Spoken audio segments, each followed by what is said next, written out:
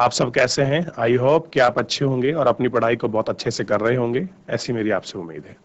मैं आकाश कुमार बढ़ाना ICT virtual classroom में आपका बहुत बहुत स्वागत करता हूं मेरे प्यारे बच्चों। और बच्चों, जैसा आपको पता है कि हमारी 10th क्लास है, हिस्ट्री हम लोग देख रहे हैं और हिस्ट्री में भी अगर हम बात करें तो वर्ल्ड हिस्ट्री की। और इसमें हमारा अपना पहला चैप्टर है यूरोप में राष्ट्रवाद।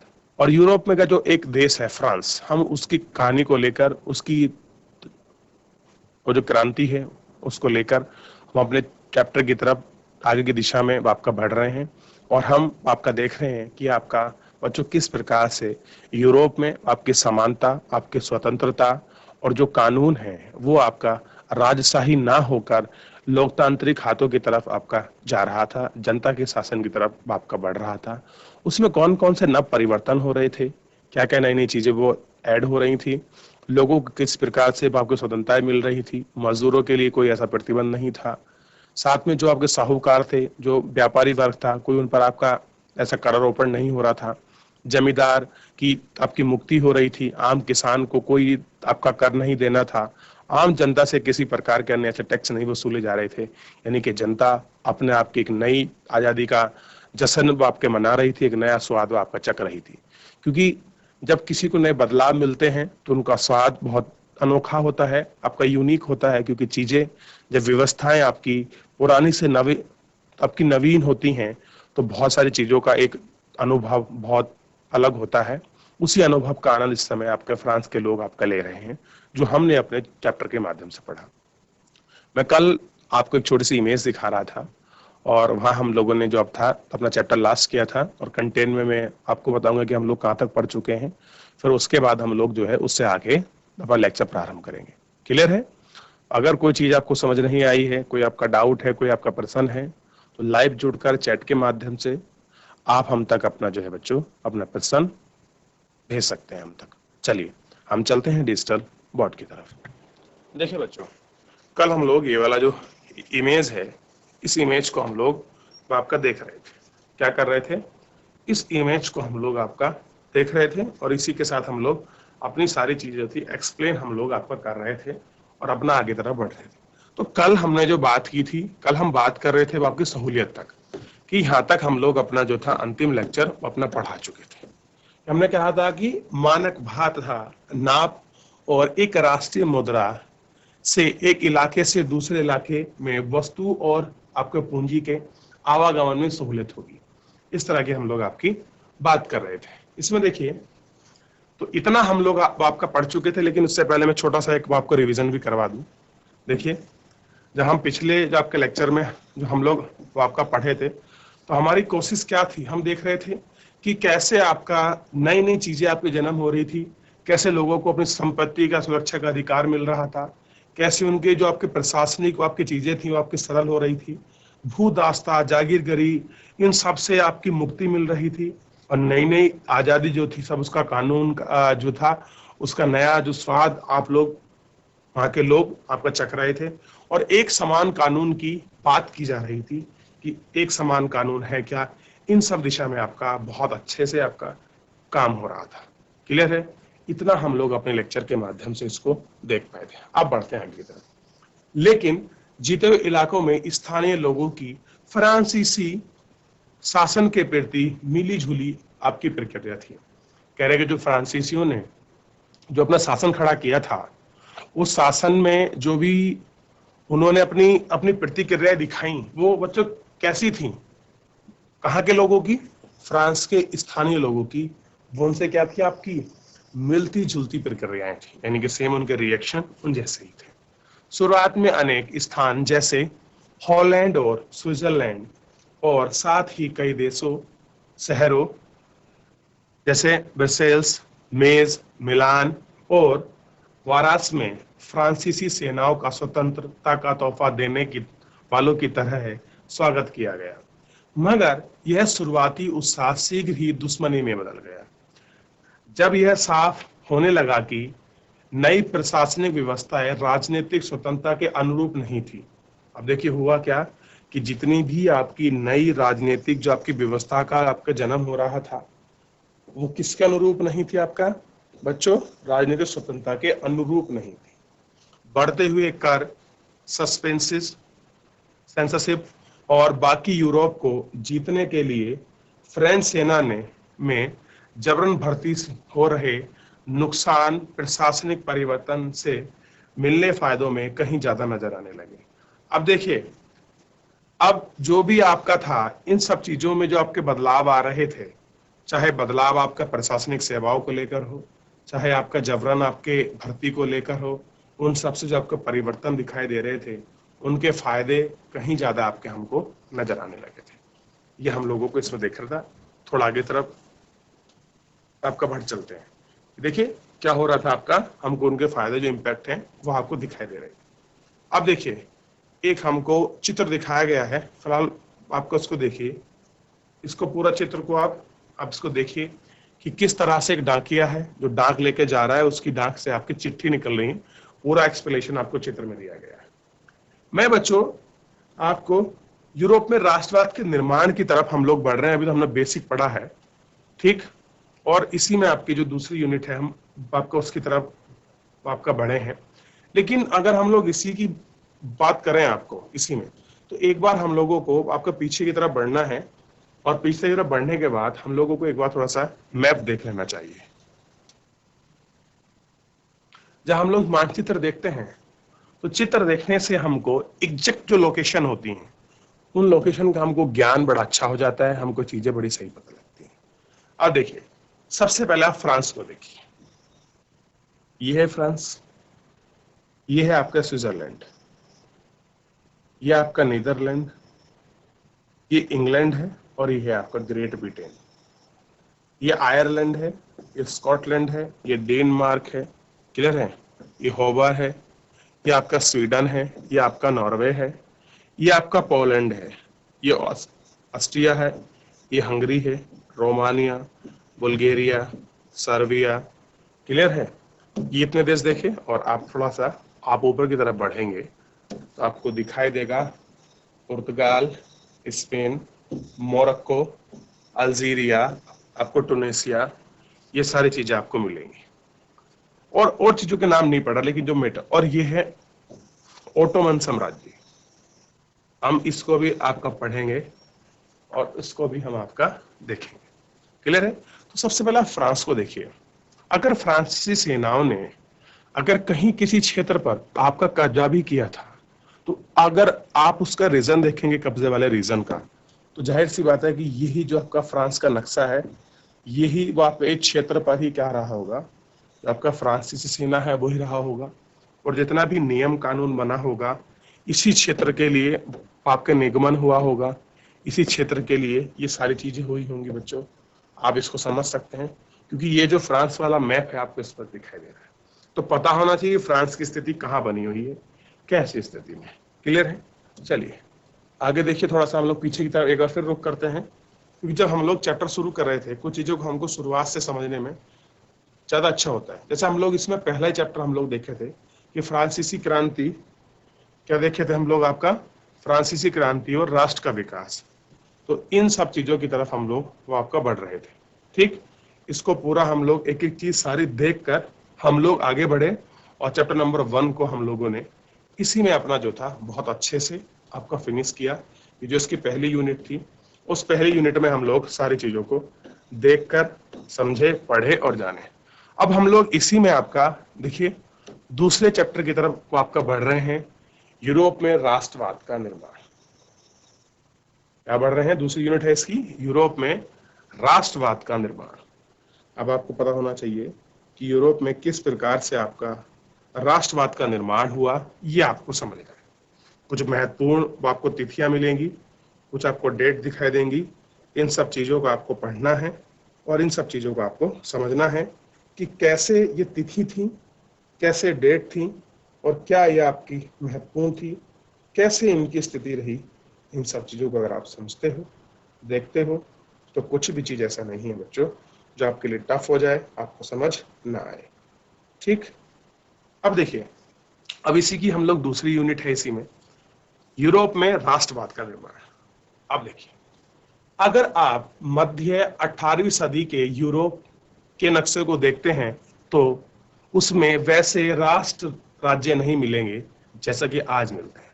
सिंपल सा देखिए, कह रहे कि अगर आप क्या करते हैं 18वीं जो आपके सदी में मिड में जो आपका मैप बना था, जो नक्शा बना था, अगर आप उस नक्शे को देखते हैं तो वो नक्शा कैसा नहीं होगा वर्तमान में, जैसा आज नक्शा दिखाई दे रहा है वैसा नहीं होगा, क्योंकि उसमें जो राष्ट्र राज्य हैं वो थोड़े से कैसे हैं, वो अलग हैं, जिन्हें आज हम जर्मनी, इटली और स्विट्जरलैंड के रूप में जानते हैं। कहाँ जानते हैं? आपके जर्मनी, इटली और आपका स्विट्जरलैंड के रूप में जानते हैं।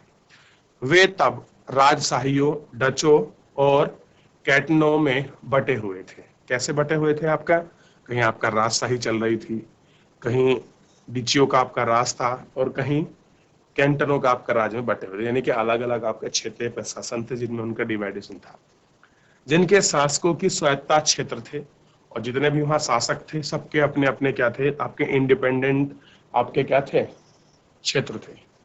पूर्वी और मध्य यूरोप निरंकुश राजतंत्र के अधीन थे। कैसे थे? आपके राजतंत्र के अधीन थे और इन इलाकों में तरह तरह के लोग रहते थे। क्या करते थे? आपके अलग अलग जो आपके प्रकार के लोग इसमें रह रहे थे। वे अपने आप को एक सामूहिक पहचान या किसी समान संस्कृति का भागीदार नहीं मानते थे। अब देखिए, जो लोग वहां रह रहे हैं, चाहे कोई राजशाही में रह रहा हो, चाहे कोई अपनी स्थिति में रह रहा हो, वो चाहते थे कि हम किसी की पहचान का भागीदार ना बने, हमारी एक अपनी पहचान हो, हमारी एक सामूहिक पहचान हो, हमारी एक अपनी संस्कृति हो। वो और किसी के भागीदार आपका नहीं बनना चाहते थे। वो क्या रहना चाहते थे? अकेले सिंगल ही अपने भागीदार आपका रहना चाहते थे। अक्सर वे अलग अलग भाषाएं बोलते थे और विभिन्न जातीय समूह के सदस्य थे। कैसे थे? अलग अलग जातियों के आपके समूह के सदस्य थे। उदाहरण के तौर पर ऑस्ट्रिया हंगरी पर शासन करने वाला हैम्बर्सबर्ग साम्राज्य कई अलग अलग क्षेत्रों और जनसमूहों को जोड़कर बना था। यानी कि जो हैम्बर्सबर्ग जो आपका साम्राज्य बना था, इस साम्राज्य में आपका बनने के लिए बहुत सारे अलग अलग आपके क्या जुड़े थे, आपके क्षेत्र जुड़े थे और बहुत सारे जन समूह जुड़कर आपका ये क्षेत्र हो रहा है। इसमें एल्पस के टीराल, ऑस्ट्रिया के सोंडरलैंड जैसे इलाकों के साथ साथ बोहेमिया भी शामिल थे। जहां तक अगर हम लोग देखें इसमें कि जहां तक कि हम लोग बात करें, ये सारे साम्राज्य जो बने हैं ये कहीं ना कहीं छोटे जनसमूह को जोड़कर एक बड़ा जनसमूह बन रहा था, बड़े इलाके बन रहे थे, जहाँ के कुलीन वर्गों में जर्मन भाषा बोलने वाले ज्यादा थे। और अगर हम लोग बात करें कि जितने कुलीन मतलब उच्च वर्ग के जो लोग थे, उन उच्च वर्ग में आपका जर्मन भाषा बोलने वाले लोग सबसे ज्यादा थे। हैम्बर्सबर्ग साम्राज्य में लॉम्बार्डी और वेनेसिया जैसे इतावाली भाषी प्रांत भी शामिल थे। हंगरी में आधे लोग मैगैस भाषा बोलते थे, जबकि काफी लोग विभिन्न प्रकार की बोलियों का इस्तेमाल करते थे। अब देखिए, वहां बता रहा है कि लोग जो आपके रह रहे हैं वहां कौन कौन सी भाषा बोल रहे हैं और किस प्रकार की भाषाओं का प्रयोग कर रहे हैं। ठीक है। गालिसिया में कुलीनबर्ग पोलिश भाषा बोला था। इन प्रभावी आपके समूह के अलावा हैम्बर्सबर्ग साम्राज्य की सीमा रेखाओं के भीतर भारी संख्या में खेती करने वाले लोगों के अधीन अवस्था में रहते थे। जैसे उत्तर में बोहेमिया और स्लोवाक, कार्नियोला, स्लोवेनिस, दक्षिण में क्रोएशिया और पूरब की तरफ में आपका ट्रांसवेनिया में अब आपके रहने वाले रोमन लोग ऐसा फर्क राजनीति एकता को आसानी से बढ़ावा देने वाले नहीं थे। इन तरफ तरह तरह के समूहों को आसपास में बांधने वाला तत्व केवल सम्राट के प्रति सबकी निष्ठा थी। अब देखिए, बता रहे हैं कि कौन कौन सा जो आपका रीजन है, अलग अलग क्षेत्रों में जो हैम्बर्स जो आपका साम्राज्य था उसमें जो बहुत सारे क्षेत्र थे, उन क्षेत्रों में बहुत सारे लोग आपके जुड़े हुए थे और जुड़े होने के साथ साथ वो अलग अलग भाषाएं बोलते थे और उन अलग अलग भाषाओं को बोलने में उन सब में एक राजनीतिक जो फर्क था, उनको एकता को आसानी से बढ़ावा देने वाला नहीं था। हम ये नहीं कर सकते कि आप हमारे एक भाषा के हो, राजा के हो, क्षेत्र के हो, आपको समूह दे दें तो वो एक तरफ बढ़ावा दे, ऐसा नहीं था। उनके लिए हमको क्या करना था, केवल सम्राट के प्रति सबकी निष्ठा होगी तो ही वो आपका क्या है, एक आसानी से क्या कर सकते हैं, जिस हम एकता की बात कर रहे हैं वो एकता आपकी कर सकते हैं। ठीक। राष्ट्रवाद और राष्ट्र राज्य का विचार कैसे उभरा? अभी देखते हैं कि राष्ट्रवाद और राष्ट्र राज्य का जो विचार है कैसे उभर कर हमारे सामने आया, हमको थोड़ा सा ये देखना है। क्लियर है? अब देखिए, थोड़ा इसको देखिए, जो बराबर में कुछ महत्वपूर्ण तिथियां, इनको समझिए। 1757 में नेपोलियन का इटली पर हमला, नेपोलियन युद्धों की शुरुआत 1814 से लेकर 15, नेपोलियन का पता है। 21 में यूनानी स्वतंत्रता का संघर्ष, 1848 फ्रांसीसी क्रांति, आर्थिक परेशानी से ग्रस्त कामगार मजदूर किसान बगावत, मध्यवर्ग संविधान प्रतिनिधित्व सरकार की मांग करता था, इतवारी जर्मनी मैगनी पोलेसिया चेक आदि महाराज्यों की मांग कर रहे थे, राष्ट्र राज्यों की, हमारे लिए क्या बने, इंडिपेंडेंट अपना स्टेट बने, राज्य बने, देश बने। इटली का एकीकरण, जर्मनी का एकीकरण, और 1905 में कहता है हैम्बर्सबर्ग और ऑटोमन साम्राज्य में स्लावा राष्ट्रवाद की मजबूत होता। तो हमको ये सब इसके अंदर था। ये हमको तिथि जो है हमको ज्ञात करा रहा है और हमको दिखा रहा है कि कौन कौन सी तिथि में किस तिथि को क्या आपके राजनीतिक समूह से क्या कार्य हो रहे थे, उनको हम लोग देख रहे हैं।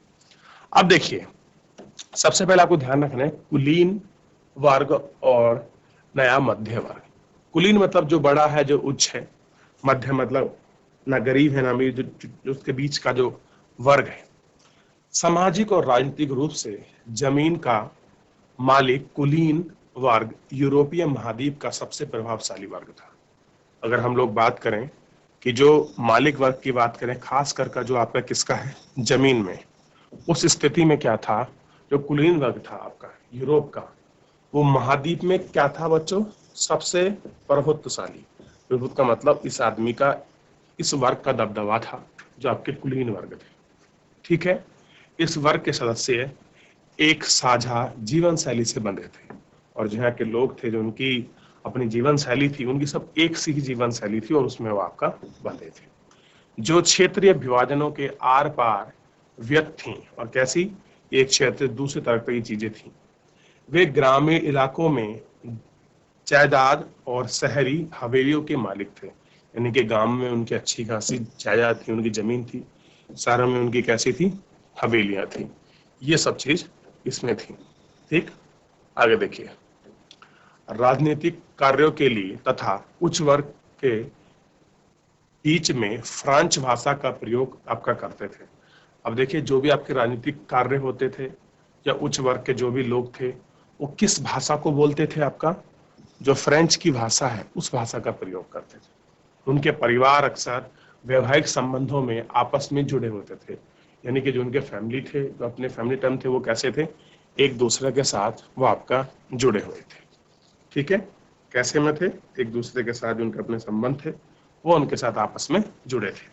मगर यह शक्तिशाली कुलीन वर्ग संख्या के कैसे है, हिलाज से एक छोटा, कैसा बच्चों आपको ध्यान रखना है कि संख्या के छोटा, जो अगर आप इसको देखेंगे, पहले आप इसको समझ थोड़ा सा विषय, तो आपको पता लगेगा ये संख्या जो आपका कुलीन, जो आपका वर्ग है आपका शक्तिशाली, इसके लिहाज से कैसा था, आपका एक छोटा समूह था। जनसंख्या के अधिकांश लोग कह सकते, और जनसंख्या में जितने भी लोग आपका निवास कर रहे थे वो क्या थे, आपके बच्चों क्या थे, एग्रीकल्चर आपके करने वाले सब आपके कृषक थे। पश्चिम में ज्यादातर जमीन पर आप किराएदार और छोटे काश्तकार खेती करते थे। जमीन पर जो आपके पश्चिमी जमीन है उन पर जो काम करने वाले लोग वो कौन थे, ज्यादातर आपके काश्तकार, खेतों में कुछ ना कुछ अपनी चीजें उगाते थे, वो थे। जबकि पूर्वी और मध्य यूरोप में भूमि विशाल जागीरों में बटी थी, यानी कि दो ऐसे रीजन थे यूरोप के, आपका पूर्वी और मध्य, जितनी भी आपकी विशाल भूमि थी वो किसमें बटी थी, जागीरों के रूप में आपका डिवाइड किया रखी थी, जिस पर भूदास खेती करते थे। भूदास जानते हो, जो भूमि के गुलाम, जो वो आपके लोग थे, उनको हम क्या बोलते थे, आपके भूदास हमने उनको कहा है। ठीक, उनकी व्यवस्था को बता रहा है कि उच्च कुलीन मध्यम वर्ग किस तरह से वो आपका रह रहे थे, क्या उनकी चीजें थी, उसके विषय में हमको पता चला। पश्चिमी और मध्य यूरोप के हिस्सों में औद्योगिक उत्पादन और व्यवसाय में वृद्धि से शहरों का विकास और वाणिज्यिक वर्गों का उदय हुआ। अब देखिए, आपका जो वेस्ट पार्ट था और जो वो आपका मिडल वो आपका यूरोप था, उनको उनके जो भी हिस्से थे उनके बीच में क्या हुआ, औद्योगिक उत्पादन और व्यापार में आप देखेंगे बहुत अच्छी वृद्धि देखी गई, शहरों में आपका विकास देखा गया, और जो भी आपका वाणिज्यिक वर्ग था उनका कैसे हुआ, उदय हुआ। यानी व्यापारी वर्गों का क्या हो रहा है, उदय हो रहा है, जिनका अस्तित्व बाजार के लिए उत्पादन पर आपका टिका था, और जिनका अस्तित्व बेस क्या था उनका बच्चों, बाजार। इंग्लैंड में औद्योगिकरण 18वीं सदी के दूसरे भाग में आरंभ हुआ। कब हुआ, 18वीं सदी के दूसरे भाग में आरंभ हुआ। लेकिन फ्रांस और जर्मनी के राज्यों के कुछ हिस्सों में 19वीं सदी के दौरान हुआ। अब देखिए, कहीं जगह आप देखेंगे जो आपका चेंजेस हो रहे हैं, और आप अगर बात कर रहे हैं इंग्लैंड की, ये कहाँ हुआ, 18वीं सदी में हुआ। और फ्रांस और जर्मनी में आप देखेंगे कुछ हिस्सों में जो औद्योगिकरण था वो कब हुआ, 19 में हुआ। इस प्रक्रिया के फलस्वरूप नए सामाजिक समूह अस्तित्व में आए। श्रमिक वर्ग के लोग और मध्यम वर्ग के जो उद्योगपति, व्यापारी और सेवा क्षेत्र में लोगों से बने मध्यम और पूर्वी यूरोप में इन समूहों का आकार 19वीं सदी के अंतिम दशक तक छोटा था। कुलीन विशेषकर की संपत्ति के बाद शिक्षित उदारवादी मध्यम वर्ग के बीच ही राष्ट्रीय एकता का विचार लोकप्रिय रहा। कैसा रहा, राष्ट्रीय एकता का विचार आपका लोकप्रिय रहा। तो ये सारे ऐसे चीजें थी, ये सारे ऐसे रीजन हो रहे थे कि जिसके आधार पर आपका नई नई चीजें, नई नई व्यवस्थाएं, नई नई चीजें उभर कर आई। चाहे औद्योगिक आपका क्रांति हो, नए लोगों का समूह या विचार हो, वो सब हमारे सामने निकल कर आ रहे थे। जैसे आप देख रहे हैं कि मध्य यूरोप में जैसे ही औद्योगिक उत्पादन शुरू हुआ, तो एक हमारे सामने वर्ग निकला जिसको हम बोलते हैं वाणिज्यिक वर्ग, यानी कि आम भाषा में कहें तो व्यापारिक वर्ग का क्या हुआ, हमारे बीच उदय हुआ। और इस व्यापारिक वर्ग ने ही क्या कर दिया, बहुत सारे जो ट्रेडिंग आपकी चीजें थी वो आपके सिस्टम में, उन सबको आपका क्या लेके आए, उनको बदलाव लेके आए। ठीक, ये आपको देखना है। और इस बदलाव के कारण आपको बहुत सारी चीजें जो है आपको दिखाई दी, और ये मध्यम वर्ग हमको देखने के लिए मिला। और यूरोप में इस तरह से आपका जो राष्ट्र निर्माण का जो आपका कार्य था बच्चों, वो आपका प्रारंभ हुआ। ठीक, ये आपको ध्यान रखना है कि वो आपका किस तरह से यूरोप में जो आपका राष्ट्र निर्माण है वो काम आपका प्रारंभ होगा। आप इसको देख सकते हैं बच्चों कि कैसे ये सब चीजें आपके देश में हो रही थी। यूरोप में जो आपका राष्ट्रवाद का उदय हुआ, उसकी जो आपकी जर्नी है आप उसको देख चुके हैं कि किस तरह से आपका मध्यम वर्ग हमारे सामने उभर कर आ रहा है, और उस मध्यम वर्ग ने किस प्रकार से अपने हितों के लिए आपकी चिंता जताई, और किस तरह से उसने अपने आप को अपनी सामाजिक पहचान के रूप में, अपनी सांस्कृतिक पहचान के रूप में अपने आप को अलग थलग रखने का आपका प्रयास किया, ताकि जो रिफॉर्म आ रहे हैं वो किसी के जन समूह के बीच आपका सम्मिलित ना होकर इंडिविजुअल रूप से उसको एक्सेप्ट किया जाए। और धीरे धीरे यूरोप में जो राष्ट्रवाद हो रहा था वो कहीं ना कहीं औद्योगिक क्रांति, नए बनते समूह, वो उसके बहुत बड़े आपके द्योतक के रूप में काम कर रहे थे। चलिए बच्चों, आज के लिए इतना ही, मिलते हैं नेक्स्ट लेक्चर में। मैं उम्मीद करता हूं कि आपको यूरोप में राष्ट्रवाद की चीजों को समझ आया होगा। आप एक बार घर जाकर इसको जरूर रिवीजन कीजिए। कोई चीज आपको समझ नहीं आती है, मिलते हैं आपको बच्चों नेक्स्ट लेक्चर में।